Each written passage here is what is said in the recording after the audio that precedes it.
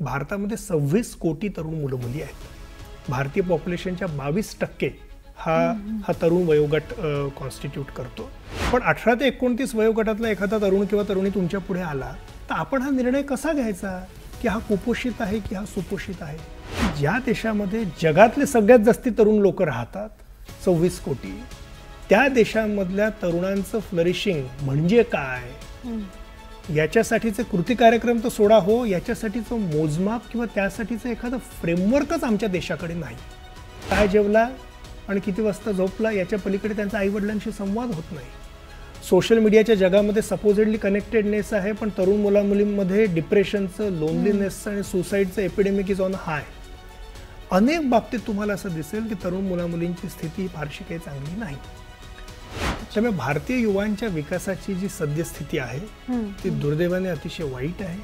आणि याच्याकडे केवळ जॉब्स, केवळ रोड ट्रॅफिक ॲक्सिडेंट्स एवढं मर्यादित पद्धतीने न बघता जास्ती व्यापक पद्धतीने युवांच्या विकासाकडे कसं बघावं ही आजची काळाची गरज आहे.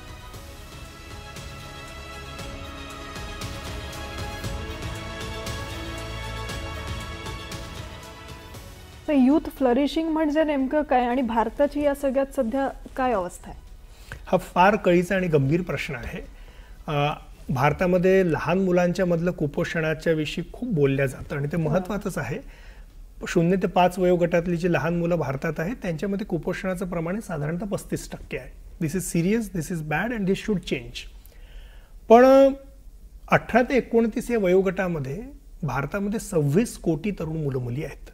भारतीय पॉप्युलेशनच्या 22% हा तरुण वयोगट कॉन्स्टिट्यूट करतो. तर लहान मुलांमधल्या कुपोषणाविषयी आपल्याला किमान नंबर तरी माहिती आहे. पण 18 ते 29 वयोगटातला एखादा तरुण किंवा तरुणी तुमच्या पुढे आला तर आपण हा निर्णय कसा घ्यायचा की हा कुपोषित आहे की हा सुपोषित आहे. यालाच इंग्लिशमधलं टेक्निकल भाषेतले शब्द आहेत, इज ही ऑर शी लँग्विशिंग और is he or she flourishing. तर लँग्विशिंग म्हणजे कुपोषित आणि फ्लरिशिंग म्हणजे सुपोषित.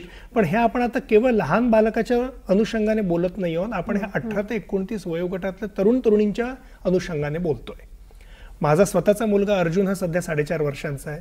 अर्जुन पैदा झाला तेव्हापासून त्याची वाढ होताना टप्प्याटप्प्याला त्याचे किंवा इतर कुठल्याही लहान मुलाचे ग्रोथ माइलस्टोन्स असतात.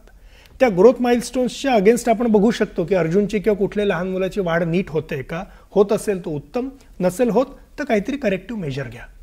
पण 18 ते 29 वयोगटातला तरुण मुलगा किंवा मुलगी कॉलेजमध्ये शिकणारा असेल किंवा अजून कुठे असेल, त्याच्याकडे बघून त्याला किंवा मला किंवा तुम्हाला किंवा त्याच्या पालकांना कसं कळेल की त्याचं जीवनामध्ये खरंच चांगलं सुरू आहे का, तो बहरतोय का, तो फ्लरिश होतोय का.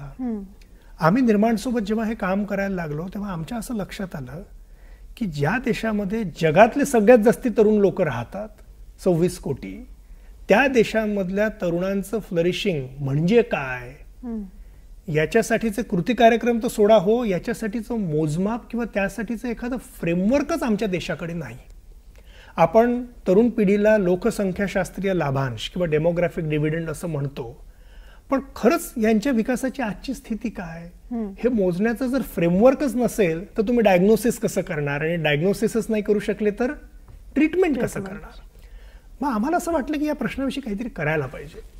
आणि आज जर आपण कॉलेजेसमध्ये गेलो तर तुमच्या असं लक्षात येईल की तरुण मुलं मुली तिथे शिकतायत, पण त्यांच्या राहण्याची, त्यांच्या जेवण्याची, त्यांच्या झोपण्याची अतिशय आबाळ आहे. लोक घरी फोन करतात रोज रात्री, पण काय जेवला आणि किती वाजता झोपला याच्या पलीकडे त्यांचा आईवडिलांशी संवाद होत नाही. सोशल मीडियाच्या जगामध्ये सपोजेडली कनेक्टेडनेस आहे, पण तरुण मुलामुलींमध्ये डिप्रेशनचं, लोनलीनेसचं आणि सुसाईडचं एपिडेमिक इज ऑन हाय. अनेक बाबतीत तुम्हाला असं दिसेल की तरुण मुलामुलींची स्थिती फारशी काही चांगली नाही. मग आता त्यांचं विकासाचं मोजमाप करायचं कसं. म्हणून आम्ही असं ठरवलं की हे युथ फ्लरिशिंगच्या बाबतीत दुर्दैवाने भारतात कुठलंच फ्रेमवर्क नव्हतं, म्हणून आम्ही ठरवलं की आम्ही एक फ्रेमवर्क तयार करू. आणि मला अतिशय आनंद आहे सांगायला की आम्ही भारतातलं फर्स्ट ऑफ इट्स काइंड असं एक निर्माण युथ फ्लरिशिंग फ्रेमवर्क असं फ्रेमवर्क तयार केलं. हे तुम्हाला आमच्या वेबसाईटवर बघता येईल. हे क्रिएटिव्ह कॉमन्समध्ये लायसन्स्ड आहे आणि सगळ्यांसाठी फ्रीली ओपनली अवेलेबल आहे. या फ्रेमवर्कमध्ये आम्ही 7 डोमेन्सचा अंतर्भाव केला आहे आणि त्या 7 डोमेन्समध्ये मिळून एकूण 50 वेगवेगळे फीचर्स आहेत. तर ते सगळे फीचर्स तर आत्ता नाही सांगता येणार, ते वेबसाईटवर बघावेत, पण 7 डोमेन्स इंटरेस्टिंग आहे ते मात्र जरूर सांगतो. फिजिकल हेल्थ, त्या तरुण मुलाची किंवा मुलीची फिजिकल हेल्थ कशी, psychological wellbeing, character development, relationships, professional development, life skills and social contribution.